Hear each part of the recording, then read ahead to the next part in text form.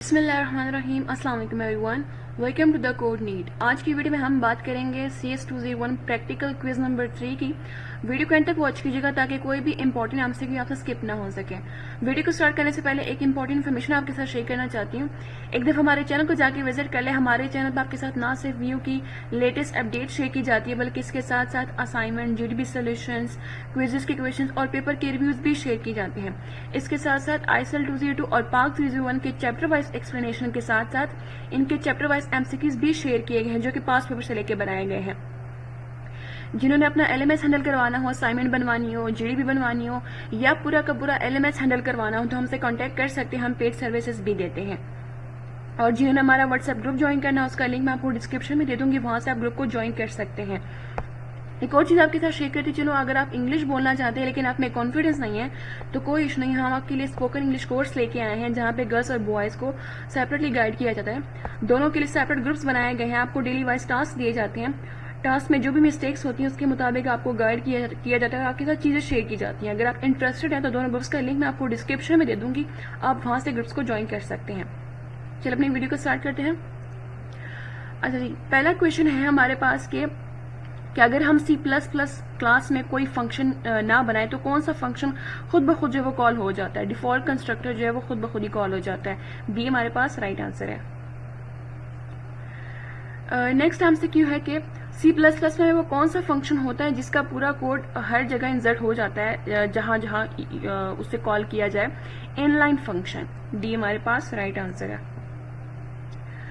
उसके बाद है कि कैरेक्टर एरे जिसका साइज 10 है, इसका लिखने का मतलब किस टाइप की मेमोरी एलोकेशन है। स्टैटिक का। ये हमारे पास राइट आंसर है। अच्छा जी, उसके बाद है कि मैक्रो बनाने के लिए कौन सा प्री प्रोसेसर डायरेक्टिव यूज होता है। #define। डी हमारे पास राइट आंसर है। नेक्स्ट हमसे क्यों है कि कौन सा बिट ऑपरेटर यूज होता है ये चेक करने के लिए कि कोई स्पेसिफिक बिट सेट हुआ है या नहीं। एंड ऑपरेटर हम यूज करते होते हैं। सी हमारे पास राइट आंसर है।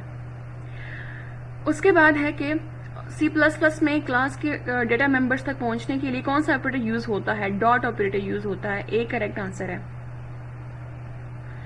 उसके बाद है कि C++ में जब पॉइंटर के जरिए स्ट्रक्चर को एक्सेस करना हो तो कौन सा ऑपरेटर हम यूज करते होते हैं। बी हमारे पास राइट आंसर है। अच्छा जी, उसके बाद है कि CS201 इंट्रोडक्शन प्रोग्रामिंग में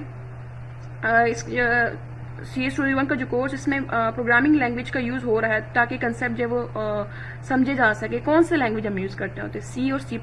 बी हमारे पास राइट आंसर है। नेक्स्ट है कि डिस्ट्रक्टर के मुतालिक कौन सा स्टेटमेंट जो वो यहाँ पे गलत है। डिस्ट्रक्टर मेमोरी के साथ जो है वो काम नहीं कर सकते, ये रॉन्ग है। बी हमारे पास राइट आंसर है। नेक्स्ट टाइम से क्यों है कि वाइल लूप की कंडीशन में किस टाइप का एक्सप्रेशन यूज होता है। लॉजिकल एक्सप्रेशन जो ट्रू या फॉल्स रिटर्न करता होता है। सी हमारे पास राइट आंसर है। अच्छा जी, उसके बाद है कि अगर स्ट्रक्चर डिफाइन होने के फौरन बाद वेरिएबल डिक्लेयर करने हो तो कौन सा तरीका हमारे पास सही होगा। std कॉमा और std2। सी हमारे पास राइट आंसर है। अच्छा जी, उसके बाद है कि डिस्ट्रक्टर के बारे में कौन सा स्टेटमेंट गलत है जो उसने नीचे ऑप्शंस दिए हैं। इसमें से कौन सा स्टेटमेंट जो डिस्ट्रक्टर के हवाले से गलत है। डिस्ट्रक्टर मेमोरी के साथ काम नहीं कर सकते, ये हमारे पास रॉन्ग है। डी हमारे पास राइट आंसर है। अच्छा जी, उसके बाद है कि अगर गेट फंक्शन का यूज किया जाए बिना #include header फाइल के तो किस टाइप का एरर हमें रिसीव होता है। कंपाइलेशन एरर जो है वो आ जाता है। बी हमारे पास राइट आंसर है। अच्छा जी, उसके बाद है कि जब किसी क्लास का ऑब्जेक्ट बनाया जाता है तो कौन सा फंक्शन अपने आप जो है वो कॉल हो जाता है। कंस्ट्रक्टर। बी हमारे पास राइट आंसर है।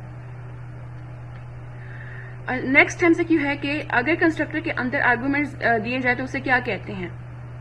उसको हम कहते हैं पैरामीटराइज कंस्ट्रक्टर। बी हमारे पास करेक्ट आंसर है।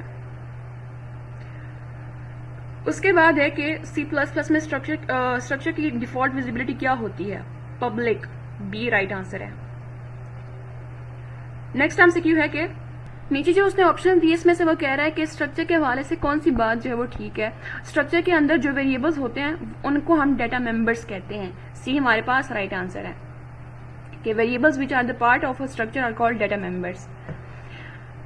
उसके बाद है कि सी प्लस प्लस में क्लास के डाटा मेंबर्स तक पहुंचने के लिए हम कौन सा ऑपरेटर यूज करते होते हैं, डॉट ऑपरेटर का यूज करते हैं। ए करेक्ट आंसर है और ये एमसीक्यू हमारे पास रिपीट हुआ है, तो रिपीटेड एमसीक्यूज को आप लोगों ने स्किप नहीं करना, माइंड में ये बात रखे जाना कि ये आपके पेपर में लाजमी आएंगे, तो उनको करके जाना है। अच्छा जी, उसके बाद है कि यूजर डिफाइंड डेटा टाइप कौन सी होती है, क्लास। क्लास जो हमारे पास यूजर डिफाइंड डेटा टाइप होती है, डी हमारे पास करेक्ट आंसर है। नेक्स्ट एमसीक्यू है कि डायनामिक मेमोरी एलोकेशन में मेमोरी कहां से मिलती है, हीप से मिलती होती है, बी हमारे पास राइट आंसर है। उसके बाद है कि सी प्लस प्लस में जब पॉइंटर के जरिए स्ट्रक्चर को एक्सेस करना हो तो कौन सा ऑपरेटर हम यूज करते होते हैं, डी हमारे पास राइट आंसर। ये एमसीक्यू भी रिपीट हुआ जिस उसने ऑप्शंस को चेंज करके दिया है। नेक्स्ट है कि सी प्लस प्लस में डिफॉल्ट कंस्ट्रक्टर जो है वो कितने आर्गुमेंट्स लेता होता है, वो कोई आर्गुमेंट नहीं लेता होता। सी हमारे पास राइट आंसर है कि no arguments. C plus plus में स्ट्रक्चर की डिफॉल्ट विजिबिलिटी क्या होती है, पब्लिक होती है, डी हमारे पास राइट आंसर है। नेक्स्ट है कि सी प्लस प्लस में वो फंक्शन जिसका नाम क्लास के नाम जैसा होता है, लेकिन उससे पहले टिल्डा साइन जब वो यूज हुआ तो उसको हम क्या कहते हैं, इसको हम कहते हैं डिस्ट्रक्टर से पहले जो है वो टिल्डा का साइन लाजमी यूज किया जाता है। सो ए हमारे पास राइट आंसर है। उसके बाद है कि जो उसने नीचे ऑप्शन दिए हैं इसमें से वो कह रहा है कि इनमें से कौन सा सी लैंग्वेज का प्री प्रोसेसर डायरेक्टिव नहीं है। स्टार्ट इफ जो है हमारे पास सी लैंग्वेज का प्री प्रोसेसर डायरेक्टिव नहीं है, तो बी हमारे पास राइट आंसर है। अच्छा जी, नेक्स्ट एमसीक्यू है कि इसमें से वो कह रहा है कि जो नीचे जो उसने ऑप्शन दिए हैं इसमें से कौन सा फंक्शन ओवरलोडिंग का सही एग्जांपल है, बी हमारे पास राइट आंसर है, जहां पे हमने डाटा टाइप के साथ फंक्शन का नेम स्क्वायर दिया और पैरामीटर लिस्ट दी है, और देन अगेन हमारे दूसरा फंक्शन है डाटा टाइप जिसकी डबल दी हुई है और फंक्शन का नाम और आगे पैरामीटर लिस्ट दी हुई है। सो बी हमारे पास जो है वो राइट आंसर है। अच्छा जी, नेक्स्ट एमसीक्यू है ये जो उसने कोड दिया हुआ है जिसमें वो कह रहा है कि इंट डाटा टाइप है जिसमें हमने नम वेरिएबल को 2 इनिशियलाइज किया है, और अगेन हमने काउंट को हमने 0 के साथ इनिशियलाइज किया। वाइल लूप का हम यूज कर रहे हैं और नीचे हमने इफ स्टेटमेंट का यूज किया है, और सी आउट हम कर रहे हैं काउंट को, तो हमारे पास आउटपुट जो है वो क्या होगा, 1 हमारे पास आउटपुट आएगा। डी हमारे पास करेक्ट आंसर है। अच्छा जी, नेक्स्ट एमसीक्यू है कि अगर नेस्टेड इफ स्टेटमेंट में आउटर इफ का कंडीशन फॉल्स हो जाए तो क्या होगा। इससे ये कि प्रोग्राम जो है पूरा ब्लॉक जो है वो स्किप कर देगा। बी हमारे पास जो है वो राइट आंसर है। नेक्स्ट एमसीक्यू है कि अगर कंस्ट्रक्टर में आर्गुमेंट्स दिए जाएं तो उसे हम क्या कहते हैं, उसको हम कहते हैं पैरामीटराइज्ड कंस्ट्रक्टर। डी हमारे पास राइट आंसर है, और ये एमसीक्यू भी हमारे पास रिपीट हुआ है। उसके बाद है कि जब किसी क्लास का ऑब्जेक्ट बनाया जाता है तो कौन सा फंक्शन अपने आप जो कॉल हो जाता है, कंस्ट्रक्टर हमारे पास जो अपने आप कॉल हो जाता है। ए हमारे पास राइट आंसर है, और ये एमसीक्यू भी हमारे पास रिपीट हुआ है। उसके बाद है कि अगर हम सी प्लस प्लस में किसी क्लास के अंदर कोई फंक्शन डिफाइन ना करें तो कौन सा फंक्शन खुद ब खुद जब वो कॉल हो जाता है, डिफॉल्ट कंस्ट्रक्टर। डी हमारे पास राइट आंसर है। नेक्स्ट है कि फंक्शन सीक जी और सीक पी को किस टाइप के आर्गुमेंट चाहिए होता ताकि वो पता लगा सके कि कितने बाइट्स जो है आगे या पीछे मूव करने हैं। लॉन्ग का हम यूज करते होते हैं, लॉन्ग डेटा टाइप का। बी हमारे पास करेक्ट आंसर है। नेक्स्ट एमसीक्यू है कि जब फंक्शन ओवरलोडिंग होती है तो कंपाइलर किस तरह से वो पता लगाता है कि कौन सा फंक्शन कॉल करना है, पैरामीटर्स के टाइप और नंबर देखकर। तो हमारे पास ए जो है वो राइट आंसर है। उसके बाद है कि इफ कंडीशन में एंड ऑपरेटर का जो है वो यूज किस लिए होता है, 2 कंडीशंस मिलाने के लिए जहां दोनों का ट्रू होना मस्ट होता है। सो डी हमारे पास जो है वो राइट आंसर है। अच्छा जी, उसके बाद है कि सी प्लस प्लस में डिफॉल्ट कंस्ट्रक्टर कितने आर्गुमेंट्स लेता होता है, वो कोई आर्गुमेंट्स नहीं लेता। डी हमारे पास करेक्ट आंसर है और ये एमसीक्यू भी हमारे पास रिपीट हुआ है। उसके बाद है कि किस बिट ऑपरेटर का यूज होता है ये चेक करने के लिए कि कोई स्पेसिफिक बिट सेट है या नहीं है, तो हम एंड ऑपरेटर का यूज करते होते हैं। ए हमारे पास करेक्ट आंसर है और ये एमसीक्यू भी हमारे पास रिपीट हुआ है। नेक्स्ट एमसीक्यू है कि मसले का लॉजिकल हल देखने के लिए जो चीज यूज होती है उससे हम क्या कहते हैं, उसको हम कहते हैं फ्लो चार्ट। सी हमारे पास राइट आंसर है। नेक्स्ट एमसीक्यू है कि ये जो उसने कोड दिया है इसमें से क्या इसका आउटपुट हमसे पूछ रहा है कि इसका आउटपुट जो है वो क्या होगा। ये एमसीक्यू हमारे पास अगेन रिपीट हुआ है। इन डाटा टाइप के साथ नम वेरिएबल हमने 2 इनिशियलाइज किया है और काउंट वेरिएबल भी हमने यूज किया जिसके साथ हमने 0 को इनिशियलाइज किया है और वाइल को हम वाइल कंडीशन में यूज किया है इस स्टेटमेंट के साथ। और हम यहाँ पे काउंट को जो है इंक्रीमेंट कर रहे हैं। सी आउट हमने क्या कराया है काउंट को, तो वो आउटपुट पूछा कि आउटपुट इसका क्या होगा, आउटपुट इसका 1 होगा और ये एमसीक्यू हमारे पास रिपीट हुआ है। नेक्स्ट एमसीक्यू है कि बाइनरी सिस्टम में जब किसी बिट को राइट शिफ्ट किया जाता है तो इसका मतलब है कि हम उस वैल्यू को 2 के साथ क्या कर रहे हैं, मल्टीप्लाई कर रहे हैं, ऐड कर रहे हैं या क्या कर रहे हैं, हम डिवाइड करते होते हैं। ये हमारे पास राइट आंसर है। नेक्स्ट एमसीक्यू है कि कोई भी इश्यूज का लॉजिकल सॉल्यूशन रिप्रेजेंट करने के लिए जो चीज यूज होती है उसको हम क्या कहते हैं, उसको हम कहते हैं फ्लो चार्ट। ये हमारे पास राइट आंसर है और ये एमसीक्यू यहाँ पे हमारे पास रिपीट हुआ है। अच्छा जी, उसके बाद है कि कैरेक्टर एरे जिसका साइज 10 है, जैसे इस स्टेटमेंट को किस टाइप की मेमोरी लोकेशन के ये एग्जांपल है, स्टैटिक एग्जांपल है। डी हमारे पास राइट आंसर है और ये एमसीक्यू भी हमारे पास रिपीट हुआ है। देन है कि डायनामिक मेमोरी एलोकेशन में मेमोरी कहाँ से जो वो मिलती होती है, हीप से मिलती होती है। ए हमारे पास राइट आंसर है।